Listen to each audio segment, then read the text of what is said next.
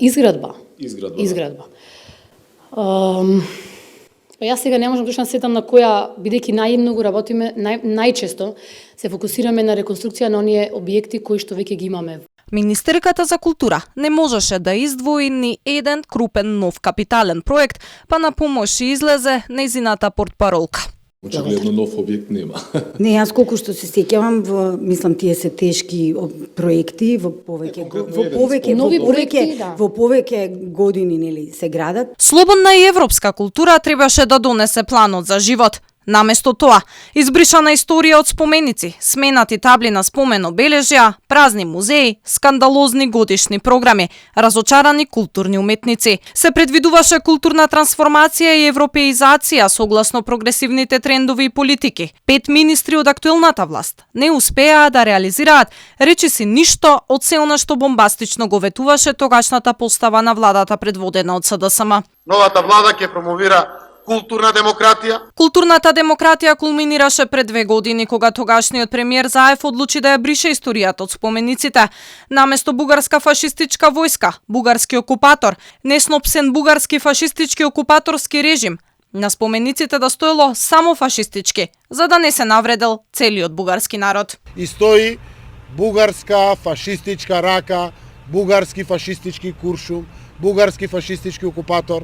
Треба да остане фашистички окупатор, фашистичка рака, фашистички куршум, заради тоа што фрламе петно комплетно на целиот бугарски народ, што воопшто не е исправно. Во историјата замина и сонцето од Кутлеш. Како дел од Преспанскиот договор, символот на поранешното знаме во јавен простор не смее да се употребува, а спомениците добија табли на кои пишува дека се дел од хеленски антички период и се дел од светското културно наследство. Александар Македонски, Филип II, Олимпија се дел од хеленската историја. Како дел од договорот со Грција беа избрусени и шахтите, бидејќи на нив беше сонцето од Кутлеш. Во чест на Александар Велики, историска фигура која припаѓа на античката хеленска историја и цивилизација и на светското културно и историско наследство, стои на таблата на споменикот на Александар Македонски во центарот на Скопје. Со договорот од Преспа се сменија имињата на културните институции.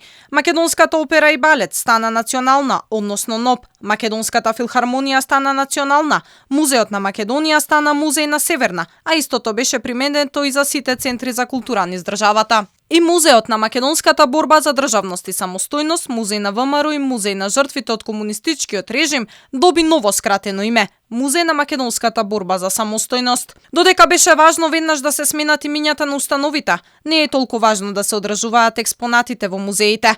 Прогресивноста на културата може да ја видиме и во празните и запустени музеи. Археолошкиот музеј во Скопје, например, е полупразен поради административни работи. Не достигаат голем број на експонати и речиси еден кат не е во функција.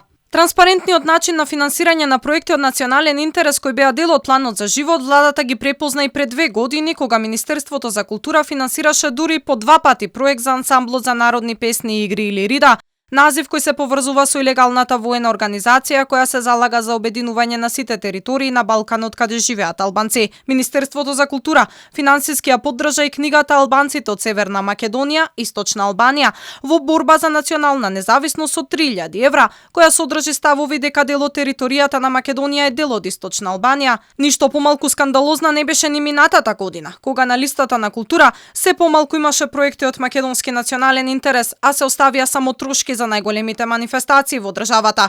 Еден од најпрестижните фестивали со најголема традиција на авторска македонска музика, Макфест, доби неполни 400.000 денари. Локалната власт тогаш рече дека ќе се откаже од парите, оти овие пари биле понижувачки и деградирачки за фестивал како што е Макфест.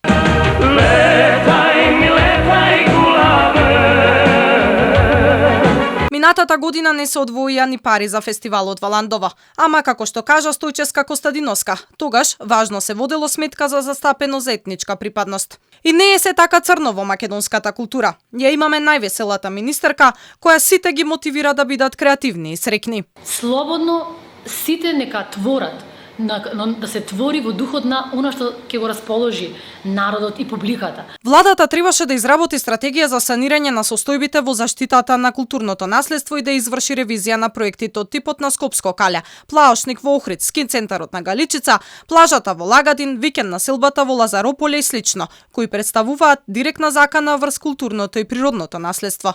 Пусти надежи и ке биде.